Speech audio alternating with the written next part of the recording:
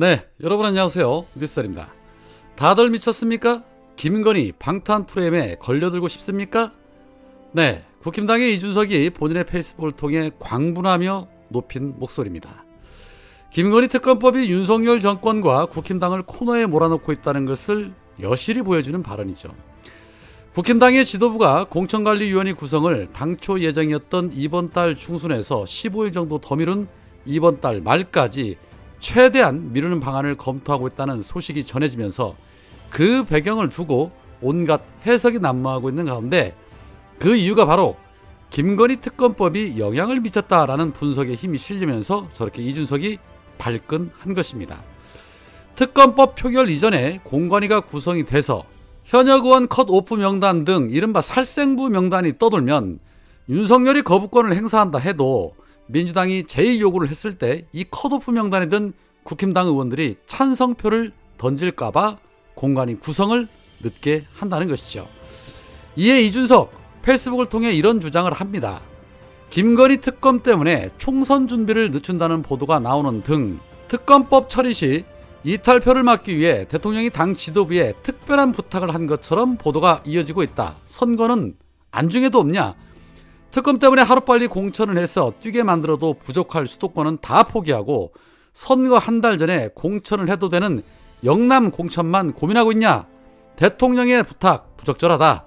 정권을 가리지 않고 성역 없는 수사를 한 스타검사 이력으로 공정과 상식을 모토로 삼는 대통령이 영부인의 특검을 막는 것을 당 지도부와 상의했다는 모순을 왜 만들어내느냐? 대통령의 내밀한 요청을 이렇게 언론에 공개를 해서 대통령과의 주도권 싸움을 했으니 이제 대통령과 당과의 소통은 끊어질 수밖에 없다. 이미 김건희에 대한 의혹 중 일부에 대해서는 수사가 이루어졌고 실제로 무혐의가 드러났다.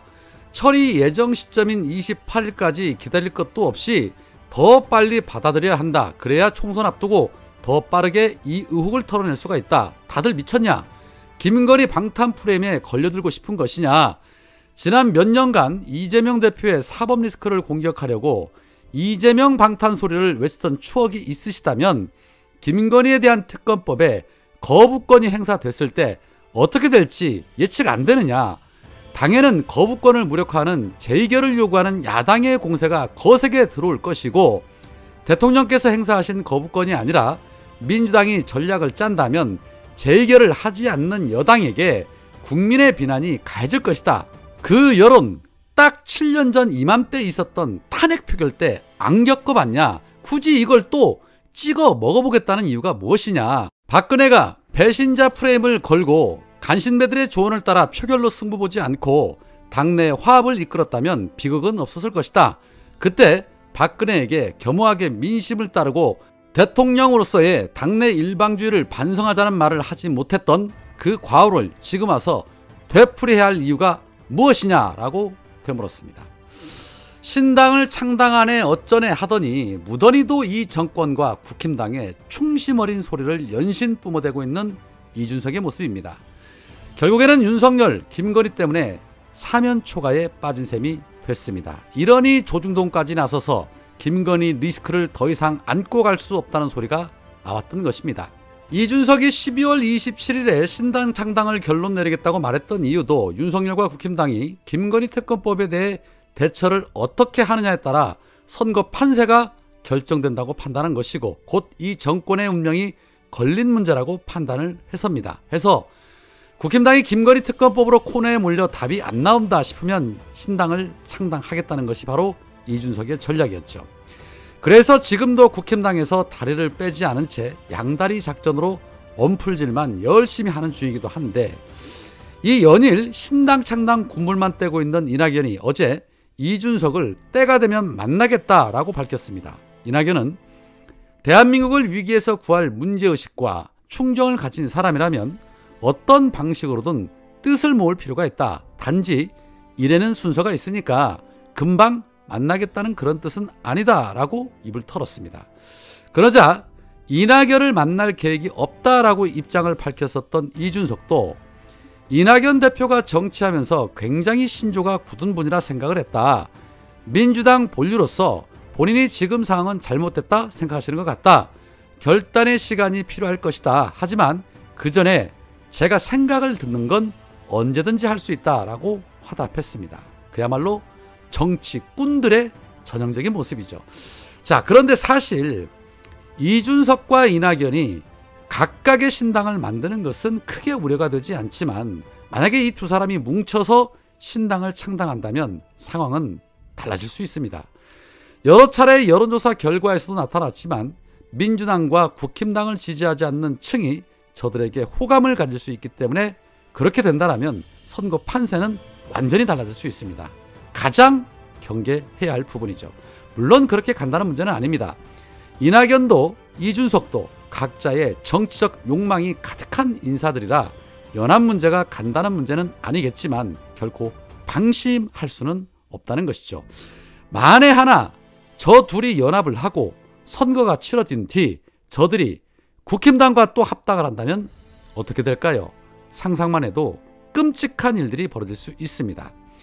어제 비명계 4인방이 국회에서 토크쇼 형식의 간담회를 가졌습니다. 이 자리에서 조홍천은 신당 창당론에 대해서 거리를 뒀습니다.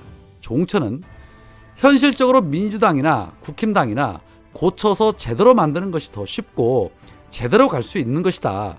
그것을 포기하고 다른 길을 가는 것은 굉장히 돌아가는 것이다. 솔직히 우리는 지금 벼랑 끝 전술을 하는 것이다. 그렇게 이해를 해달라라고 말을 하면서 자신들을 현재 강력하게 비판하고 있는 민주당 열성 지지자를 향해 저기가 저렇게 등신 바보 같으니 너희들만 입 다물면 압승하니 제발 아가리 닥치라는 것이다 라고 충격적인 발언도 서슴지 않았습니다. 뭐 이쯤 되면 그야말로 막가자는 거지요. 이런 자들하고 절대 같이 갈 수 없다는 것이 거의 대다수의 우리 민주시민분들의 목소리입니다. 이낙연은 민주당이 검사 탄핵을 강행한 부분을 두고 현 시국이 검찰공화국이긴 하지만 정권을 비판 견제를 하려면 야당 스스로 떳떳해야 한다.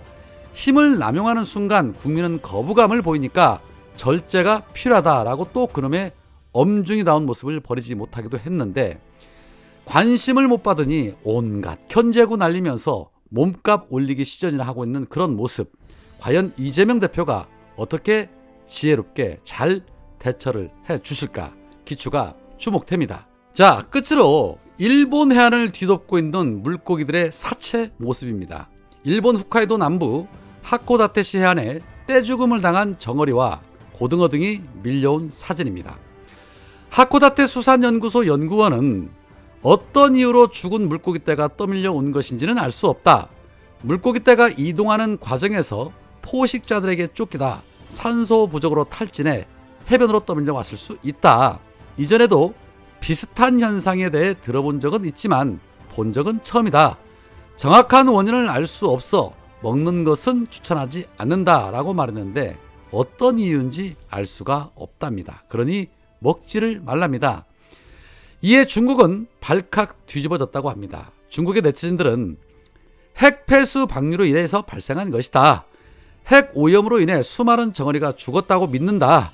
일본의 핵 폐수 방류로 인류가 멸종하는 시기가 그리 멀지 않을 것이다 라는 등의 반응을 보였다고 합니다. 중국이 일본산 수산물 수입을 전면 금지한 것은 신의 한 수였나 봅니다. 자, 그렇다면 윤석열 정부는 지금 어떤 대책을 준비하고 있을까요? 대책이나 있을까요? 어떠한 해명이 나오는지 한번 지켜보겠습니다. 오늘은 여기까지입니다. 고맙습니다.